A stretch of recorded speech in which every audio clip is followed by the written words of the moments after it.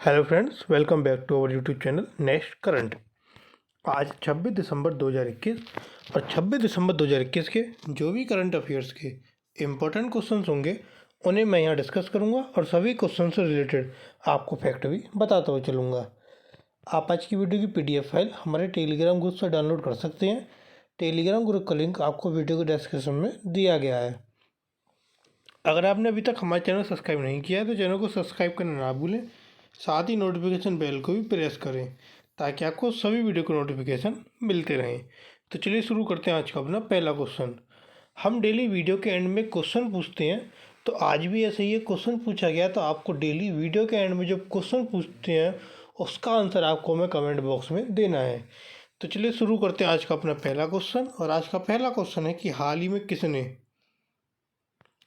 में किसने आज़ादी के अमृत महोत्सव जो चल रहा है आपका, जो कि 75वां वर्ष चल रहा है, उसके लिए star rating protocol of garbage free cities toolkit 2022 launch करने की घोषणा की। तो यह घोषणा किया आवासीय और शहरी मामलों के मंत्रालय ने। Option A.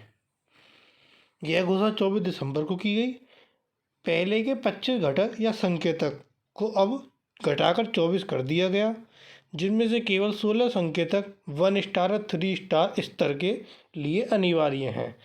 संशोधित प्रोटोकॉल स्वच्छ भारत मिशन शहरी 2.0 प्राथमिकताओं के अनुरूप है।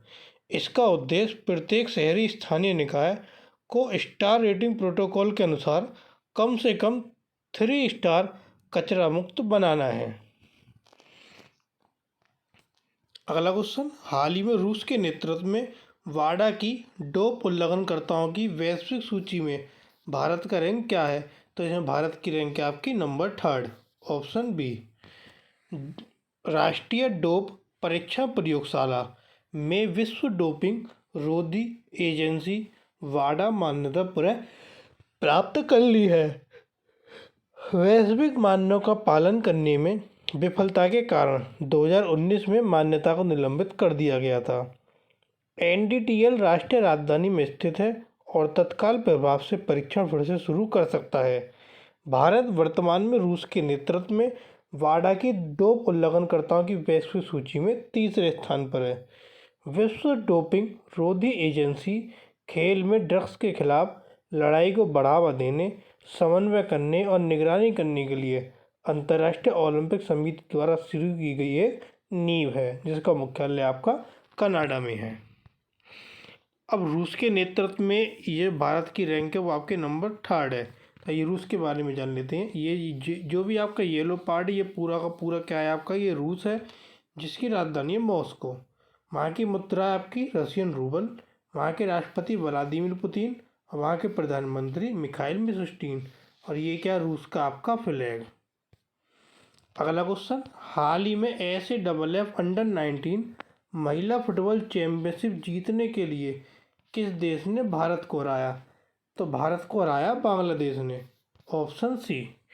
बांग्लादेश ने अंडर-19 महिला टीम ने 2021 दिसंबर 2021 में ढाका में आपका SAFF अंडर-19 महिला फुटबॉल चैंपियनशिप हुआ, जिसको जीतने के लिए भारत को हराया है बांग्लादेश ने। टूर्नामेंट में सबसे ज़्यादा गोल शाहिदा अख्तर रिया ने किए। उन्हें most valuable player of the game का पुरस्कार दिया गया। इससे पहले चैंपियनशिप में बांग्लादेश ने भूटान को भी हराया था और भारत ने श्रीलंका को और भूटान को हराया था। यानी कि भारत ने श्रीलंका और भूटान को हराया था, बांग्लादेश ने इससे पहले भूटान को भी हराया था और अब भारत को बांग्लादेश ने हराया है। अब बांग्लादेश में जीता है, तो आइए बांग्लादेश के बारे में जान लेते हैं। यह है आपका बांग्लादेश, जिसकी राजधानी ढाका। वहाँ की मुद्रा है टका। ये है बांग्लादेश का आपका फ्लैग। ये है अब्दुल हमीद राष्ट्रपति और ये हैं शेख हसीना प्रधानमंत्री। अगला क्वेश्चन, हाल ही में ट्राइफेड वन धन ट्राइबल ग्रिड एंड एंटरप्राइज का एक पिक्टोरियल क्रॉनिकल किसने लॉन्च किया? तो इसको लॉन्च किया है अर्जुन मुंडा ने। Option D. जो केंद्रीय जाति और मामले के मंत्री अर्जुन मुंडा, इन्होंने 23 दिसंबर को इसे लॉन्च किया। यह देश में आदिवासी उद्यम को बढ़ावा देने के लिए किए गए कार्य का दस्तावेजीकरण करता है उन्होंने 14 शहद किसान उत्पादक संगठन के गठन, लघु वन उत्पाद के लिए MIS के लिए MSP पोर्टल और संचार अभियान संवाद का भी शुभारंभ किया। जनजातीय मामलों के मंत्रालय ने संचार अभियान संवाद शुरू करने के लिए यूनिसेफ के साथ समझौते ज्ञापन पर हस्ताक्षर किए और इस अभियान का मंत्र संवाद से संबंध है। अगला क्वेश्चन, हाल ही में उत्तराखंड में जल जीवन मिशन के तहत कितने करोड़ की पेयजल आपूर्ति योजना को मंजूरी दी गई? तो ये मंजूरी दी गई आपके 164 करोड़ की पेयजल आपूर्ति को। Option A. उत्तराखंड में जल जीवन मिशन के तहत 164 करोड़ रुपए से अधिक की पेयजल आपूर्ति योजनाओं को मंजूरी दी गई। यह 9,200 से अधिक ग्रामीण घरों में नल के पानी का कनेक्शन प्रदान करेगा। इन योजनाओं में अल्मोड़ा, बागेश्वर, देहरादून, नैनीताल और उत्तरकाशी जिलों के 140 गांवों को लाभ होगा। 2021-22 के लिए राज्य ने 2,64,000 घरों में नल के पानी का कनेक्शन प्रदान करने की योजना बनाई है। उत्तराखंड में यह जल जीवन मिशन के तहत 164 करोड़ रुपए की मंजूरी दी गई। तो उत्तराखंड के बारे में जानते हैं। यह है आपका उत्तराखंड, जिसकी राजधानी है देहरादून। वहाँ के मुख्यमंत्री पुष्कर सिंह धामी और वहाँ के राज्यपाल गुरमीत सिंह। कुल जिलों की संख्या है 13, लोकसभा सीटें 5, राज्यसभा सीटें 3। अगला क्वेश्चन, हाल ही में कृषि मंत्री ने किस शहर में 4 दिवसीय कृषि प्रदर्शनी एग्रो विजन का उद्घाटन किया? तो एग्रो विजन का उद्घाटन हुआ आपके नागपुर में। Option B.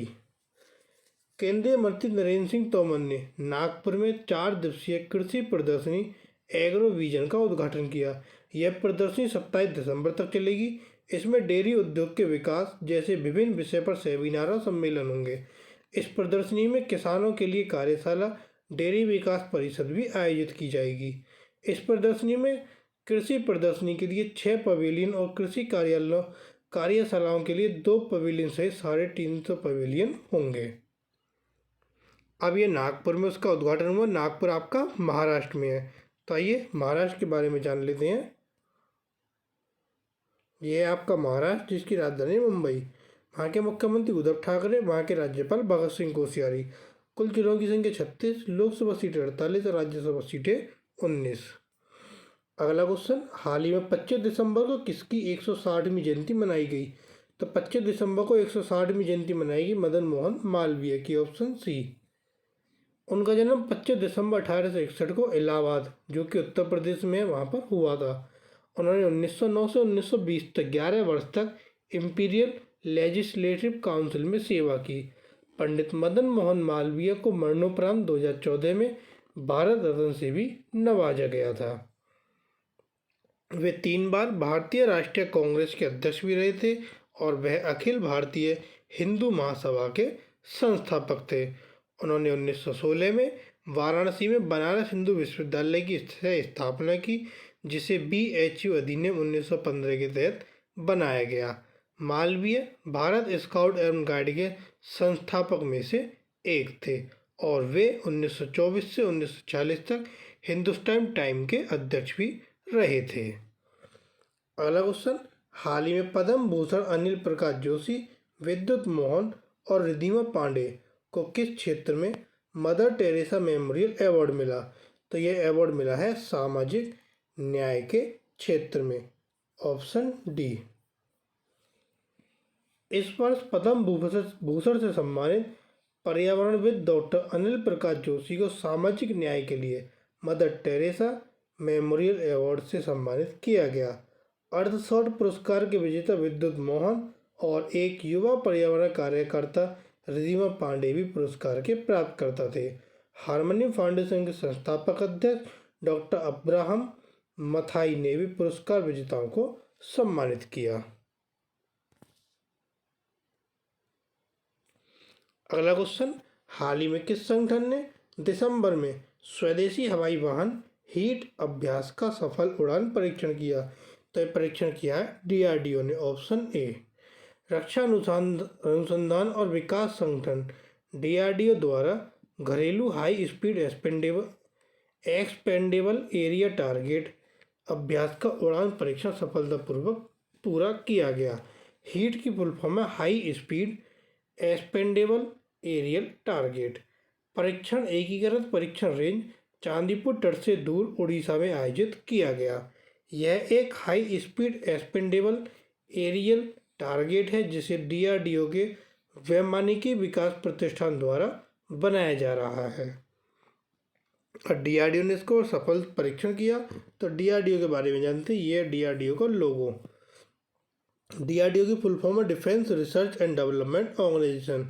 इसकी स्थापना 1958 को हुई थी। इसका मुख्यालय आपका नई दिल्ली में है और ये इसके चेयरमैन है डॉक्टर G सतीश रेड्डी, जो कि अध्यक्ष हैं। अगला क्वेश्चन, सुशासन दिवस कब मनाया जाता है? सुशासन दिवस 25 दिसंबर को मनाया जाता है। ऑप्शन बी 25 दिसंबर। पूर्व प्रधानमंत्री अटल बिहारी वाजपेयी की जयंती के उपलक्ष्य में 25 दिसंबर को सुशासन दिवस मनाया जाता है। सुशासन दिवस 2014 में स्थापित किया गया। अटल बिहारी वाजपेयी ने 3 बार भारत के प्रधानमंत्री के रूप में कार्य किया। पोखरण द्वितीय परमाणु परीक्षण कारगिल युद्ध उनके कार्यरत में लड़ा गया था। 2015 में उन्हें भारत रत्न से भी सम्मानित किया गया था। अगला क्वेश्चन, हाल ही में किस भारतीय मूल के व्यक्ति को दक्षिण अफ्रीका की सर्वोच्च न्यायिक पीठ में नियुक्त किया गया? तो किस भारतीय मूल व्यक्ति को किया गया? नरेंद्रन कोलापेन को। ऑप्शन सी।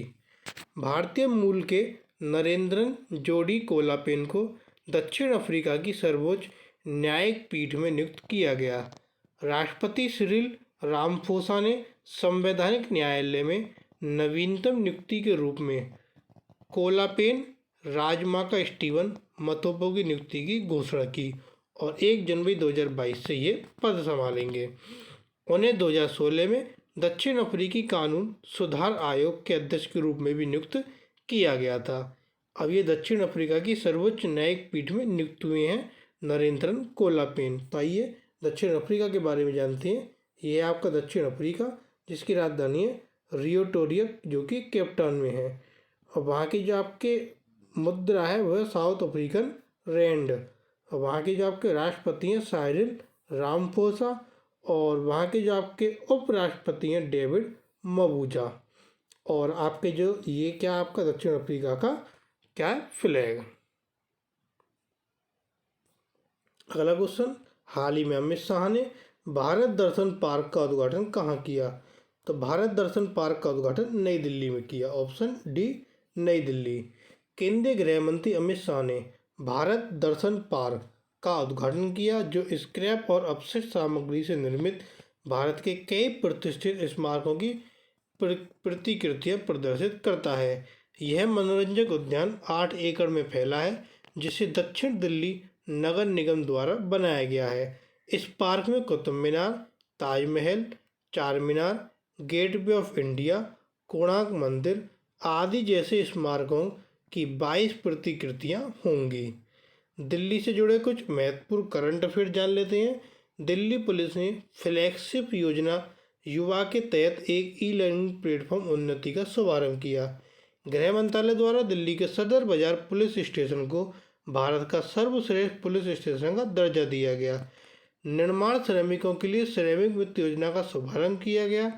और भारतीय सेना प्रमुख कॉन्क्लेव का 8वां संस्करण भारतीय सेना के सेवारत और पूर्व सेनाध्यक्ष की एक सभा 16 से 18 सितंबर को भी नई दिल्ली में आयोजित की गई थी। तो ये कुछ नई दिल्ली के बारे में तथ्य थे। तो आइए दिल्ली के बारे में एक बार जान लेते हैं। यह है आपका दिल्ली, जिसकी राजधानी है नई दिल्ली। वहाँ के मुख्यमंत्री अरविंद केजरीवाल, वहाँ के जो उप मुख्यमंत्री मनीष सिसोदिया, वहाँ के उपराज्यपाल हैं अनिल बैजल। कुल जिलों की संख्या है 11, लोकसभा सीटें हैं 7, राज्यसभा सीटें हैं 3। तो ये थे आपके आज के करंट अफेयर्स के इम्पोर्टेंट क्वेश्चन। अब आता है क्वेश्चन ऑफ द टुडे। आज का प्रश्न है, हाल ही में कौन सा खिलाड़ी अंतर्राष्ट्रीय स्तर पर 2 पदक जीतने वाला पहला भारतीय स्की एथलीट बन गया? तो वह कौन सा खिलाड़ी बना? 4 ऑप्शन आपको यहाँ दिए गए हैं। और जो कल एक क्वेश्चन पूछा था कि हाल ही में किस कंपनी ने सर्वश्रेष्ठ शासित company listed segment large category का पुरस्कार जीता? तो ये पुरस्कार जीता था HDFC लाइफ ने। Option C. तो ये थे आपके आज के करंट अफेयर्स के इम्पोर्टेंट क्वेश्चन। अगर आपको वीडियो पसंद आए तो वीडियो को लाइक, कमेंट और शेयर करना ना भूलें। साथ ही साथ अगर आपने चैनल सब्सक्राइब नहीं किया है तो चैनल को सब्सक्राइब कर नोटिफिकेशन बेल को जरूर प्रेस करें ताकि आपको सभी वीडियो के नोटिफिकेशन मिलते रहें। Thank you.